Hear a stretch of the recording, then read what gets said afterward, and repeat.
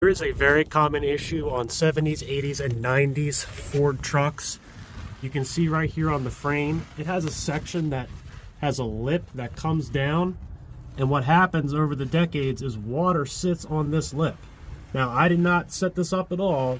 This is actually how it was for me driving in the snow yesterday. You can see the moisture is stuck on that lip. It thins the metal out over time and subsequently kills the frame. That's something you always need to look for on these old Ford truck frames.